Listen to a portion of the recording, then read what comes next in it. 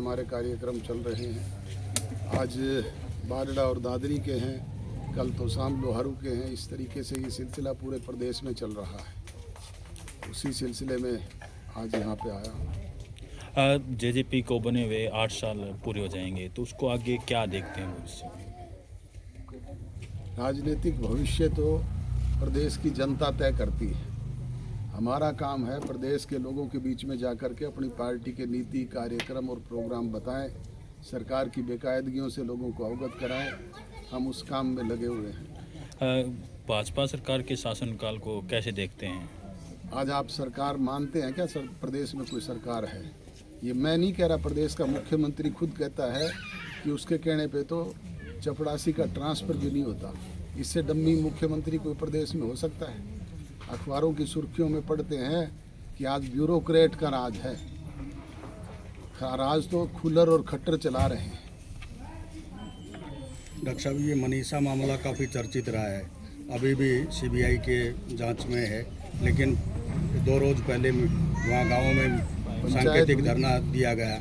क्या कहेंगे, क्या है मामला, क्या किस प्रकार का? तो जांच का है विषय। अब जांच सीबीआई कर रही है, परंतु रिजल्ट तो कोई नहीं आया है। इस तरीके से सरकार पहले लिपापोती कर रही थी, अभी उसी तरीके से सीबीआई लिपापोती कर रही है। बार बार ये तो पढ़ते हैं कि सीबीआई के लोग आए, 4 विजिट करके गए, 5 विजिट करके गए, परंतु रिजल्ट क्या है?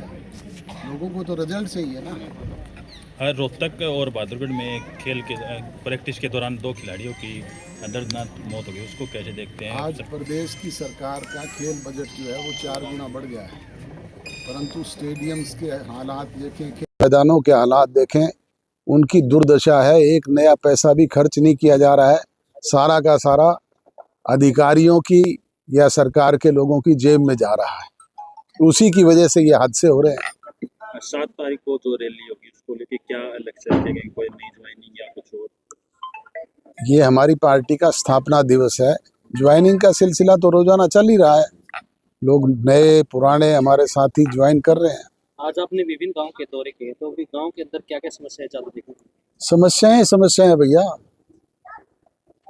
मैं कह रहा हूं ना कि आज समस्याएं ही समस्याएं हैं।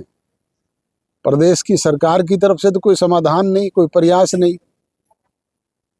यहाँ के विधायक जो हैं वो स्वयं सरकार के खिलाफ धरने पे बैठते हैं। डॉक्टर साहब, काकड़ोली हट्टी में 4 पेयजल टैंक उपलब्ध करवाए गए, आप आज हरी झंडी आपने दिखाई है। क्या कहना चाहेंगे इस प्रकार के आयोजन को लेकर के, इस प्रकार के पहल को लेकर? ये सरकार का नहीं, ये तो व्यक्तिगत विजय के परिवार का प्रयास है और उसकी सोच पहले दिन से ऐसी है। मैं जब से उसको स्टूडेंट लाइफ से जानता हूँ, वो जनहित के कार्यों के लिए उनका परिवार सदैव आगे रहा है। बात करें तो देखिए, आज हरियाणा के अंदर जो है क्राइम लगातार बढ़ता हुआ है, किस प्रकार से? मैं यही तो आपको बता के हटा हूँ कि पूरी तौर पे जंगल का राज है। विदेशों में बैठे हुए गुंडा किस्म के लोग टेलीफोनिकली चुने हुए प्रतिनिधियों को, शराब के ठेकेदारों को, बिल्डर्स को, बड़े बड़े इंडस्ट्रियलिस्टों को धमकी दे करके वसूलियां करते हैं। और प्रदेश का मुखिया कहता है हमने उनको सिक्योरिटी प्रोवाइड करवा दी। अरे भाई, उनको तो एक गनमैन दे दिए होंगे, परंतु आम जनता की कोई सुरक्षा है क्या? देखिए, किसान दर की ठोकरें खा रहा है, समय पर जो है खाद समय पर उपलब्ध नहीं हो पाती, तो किस प्रकार से किसानों के हालात को देखें? किसान से तो प्रॉमिस किया था कि हम उसे भरपाई करेंगे, आंसू पोंछने का काम करेंगे, उसको मुआवजा देंगे। फसल की बुआई होगी, अब तक गिरदावरी नहीं हुई है। 5 नए पैसे किसी को मिले नहीं हैं। प्रधानमंत्री आके गुणगान गा करके गए हैं, एक पंजी हरियाणा प्रदेश को दे के नहीं गए हैं। जेजेपी जनता की आवाज किस तरह उठाएगी ताकि आप 7 तारीख को आपको भी मैं निमंत्रण देता हूं, आप आना। स्वयं प्रदेश की जनता वहां पर आके जुलाना में इस सरकार के कुकर्मों के बारे में अपनी भावना प्रकट करने का काम करेगी और हम बाकायदा एक एक चीज़ को खोल करके विस्तार से बताएंगे। डॉक्टर साहब, बीजेपी की जो सरकारी योजनाएं वो किस रूप में इम्प्लीमेंट हो रही है? नाम तो अच्छे रखे जाते हैं, सुकन्या योजना है, लक्ष्मी लाडो योजना है, लेकिन जब धरातल की बात आती है तो उसमें अनेकों कंडीशन लागू कर दी जाती है। अब उस लाडो योजना के भी 1000 रुपए काट लिए। ये कहते थे हम वृद्धावस्था पेंशन 200 रुपए बढ़ा के नवंबर के महीने में दे देंगे। नवंबर गया, दिसंबर गया, जनवरी आने वाली है, एक पैसा भी मिला है किसी के बुजुर्ग को? तो बातें करने से नहीं होता, काम करने से होता है। फील्ड में किया हुआ काम दिखाई देना चाहिए। जैसे हम सरकार में जब तक शामिल थे, हमने जो योजनाएं बनाई थी, जो वायदे लोगों से किए थे, उन्होंने विधानसभा में कानून बना करके लागू किया था।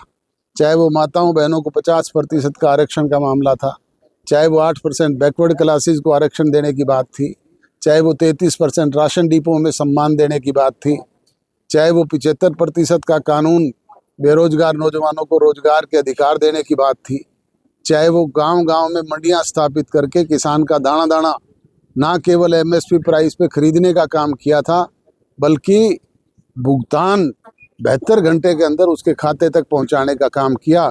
इस देश में बहुत बड़े बड़े किसान नेता रहे हैं, माननीय सर छोटू राम जी, चौधरी चरण सिंह जी, चौधरी देवीलाल जी, सरदार प्रकाश सिंह जी बादल। वो भी किसान को कभी आर्थिक आज़ादी दिलाने का काम नहीं कर पाए थे। ये काम दुष्यंत चौटाला ने किया था। महिलाओं को राशन डिपो का जैसा आप जिक्र कर रहे थे डॉक्टर साहब, 2 बार ऑनलाइन अप्लाई करवा गया, अब तीसरी बार घोषणा कर दी गई। सीएम ऑफिस में फाइल अटकी हुई है, अभी उसका ही पता ही नहीं होता लागू होगी। हरियाणा प्रदेश की विधानसभा में हमने कानून बनवा दिया जी। अब उसे इम्प्लीमेंट करने का काम तो मौजूदा सरकार का है कि वो उसे इम्प्लीमेंट करे। धन्यवाद।